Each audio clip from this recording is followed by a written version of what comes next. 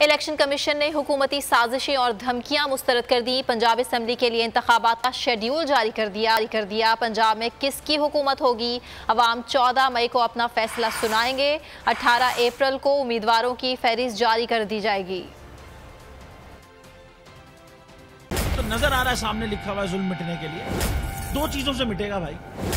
एक, अदल की कुर्सी पे जो लोग बैठते हैं ना, वो अदल के हिसाब से फैसले करने लगे। दूसरा, कौम निकल खड़ी उस जुल्म के खिलाफ, तो जुल्म खत्म हो जाएगा। या इन दोनों में से कोई एक चीज हो जाए या दोनों हो जाए। अगर 420 का मुकदमा था, उस वक्त अदलिया में जो लोग बैठे हुए केस देख रहे थे, वो पूछते ना यार चीट हुआ कौन है। जब उनको दिखता कोई चीट नहीं हुआ, केस खत्म कर देते। तो जालिम जुल्म कर ही नहीं पाता। 9 जजेस ने नोट बिफोर किया मेरे केस को यार, 1.5 साल चला। शख्सी जमानत का केस, सेम केस इस्लामाबाद में कर दिया। एक ही इल्जाम पे 2 केस हो नहीं सकते भाई।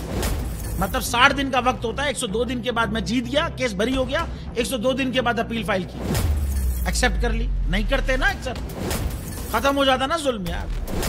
भरी अदालत में मुझे बरी कर दिया, फिर पता नहीं क्या हुआ 2.5 घंटे बाद का नोट बिफोर। मैं नहीं सुनता ये केस, खड़े रहते अपने फैसले पे, मिट जाता जुल्म। अल्लाह ताला ने बिठाया इन कुर्सियों पे इनको यार, ये अल्लाह ताला की तरफ से फैसले करने हैं। तो या तो ये फैसले आएंगे, जुल्म मिट जाएगा, या कौम खड़ी हो जाएगी जुल्म के खिलाफ।